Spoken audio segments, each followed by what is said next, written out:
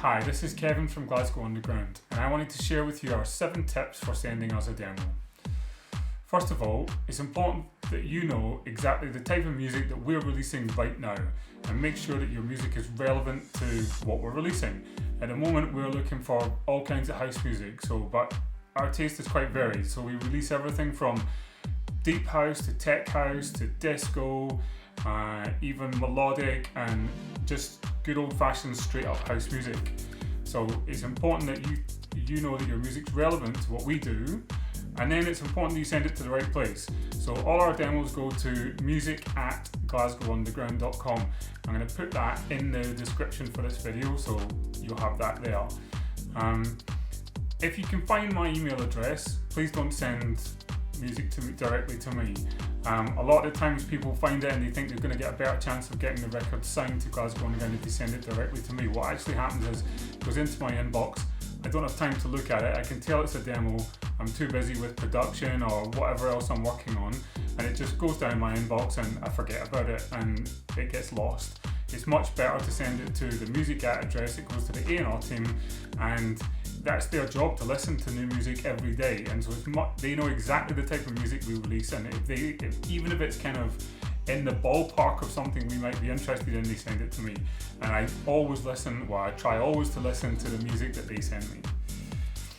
Secondly, I think it's important to pick just one track.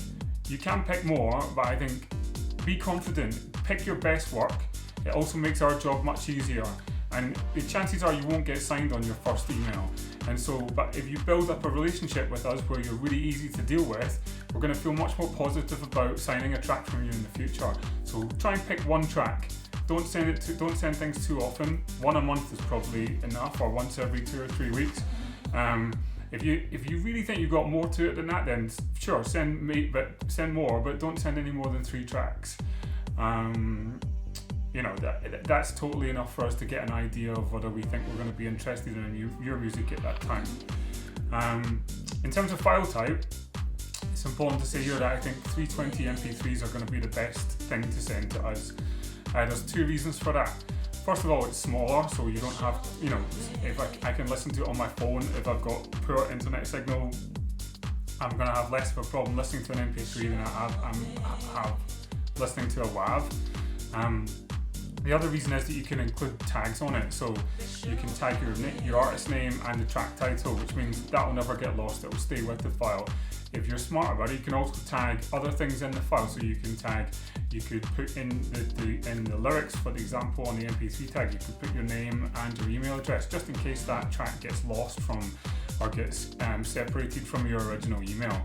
There's been times before where I've found WAV files on my hard drive that have just got a name, and I've got no idea where they're from. Luckily, the last time it happened, Tommy, one of our A&R guys, remembered what the track was, but if he hadn't done that, that would have got lost, and that track is now coming out on Glasgow Underground, and if he hadn't remembered who it was from, that wasn't going to happen. In terms of what links to send, ideally send SoundCloud and Dropbox links. SoundCloud links are good because they're quick and easy, and also they give us access to your socials, because hopefully you should have all of them on your SoundCloud. But Dropbox is essential for me because I save all the demos that I'm listening to, the ones where I like but I'm not 100% sure we want to sign. I put them in a folder on my phone, and that way I can listen to them in the car, and it's really easy for me just to go, right, this is this week's demos, I've got a playlist, and I can listen through them all. If I don't have a Dropbox link, I'm going to have to go back, ask the A&R team, they're going to have to ask you. Things change, things get forgotten about. If you put it all in that email, then I'm going to get it there and then and remember, and I'm going to have the download, and I'm not going to have to ask anything. I can save it straight to my phone. The other thing about links, so number 5, don't send old links. If you've just discovered us and you think, oh wow, I'm making music that fits with Glasgow Underground, and you've got a track that's maybe 2 or 3 months old that's not been signed, just create a new link. Nobody wants to feel like they're signing tracks that were not backed by other record labels, even if they are. I mean, I've got no idea how old your track is if I've got a brand new SoundCloud link, and that's how it feels much better that way. I know it shouldn't, but it does. The other thing to say about SoundCloud, so number 6, is personalise your email. Personalise your SoundCloud link that you're sending. So the best thing to do is put a photograph on there. So when I click on that SoundCloud link, I can see a photograph of the person that whose music I'm listening to.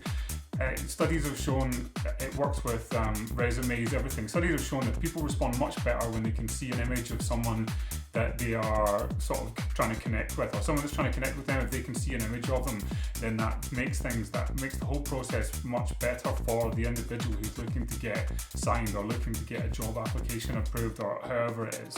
So that's a really easy way to do it. Lastly, just a quick word about the amount of what information you need on your email. So we really just need basic information. So a couple of sentences about who you are and where you're from, maybe how old you are. That's really all we need.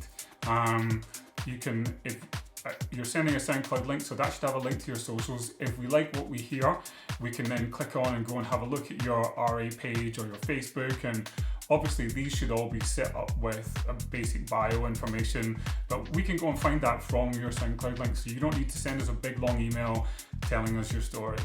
The one sort of exception to that is DJ feedback. So if you've got DJ feedback, if you sent it, or if you sent it to some big DJs and you had someone respond to it with a quote, then put that quote in your email. Just make sure your emails stand out. Hardly anyone ever does it. And if you can, the first thing we are going to do if we sign your track is going to go and try and get DJ feedback, so we can present that to the DJ stores as marketing information. And if you've already done part of that job for us, then it puts you right to the top of the pile. And people, you might think, well, I don't know any big DJs, or the big DJs aren't likely to respond to me. So if you've got local friends that are playing in proper club, in a house club or a tech house club, playing the kind of music that's released on Glasgow Underground, and you send them and you know them, and they've played your demo to that crowd, obviously when clubs are open, then send us that. Send us their quote. Let us know where it's been played and what reactions it's getting. It really helps because, like I said, virtually no one does it, and so it will put your demo right to the top of the pile. So there we go. That's our 7 tips for sending demos to us. I hope you found that helpful. If there's any other things you think you'd like to know about running a label, or about anything that we could tell you from Glasgow Underground's point of view, please comment in the comments below. And that's it. See you next time. Thanks.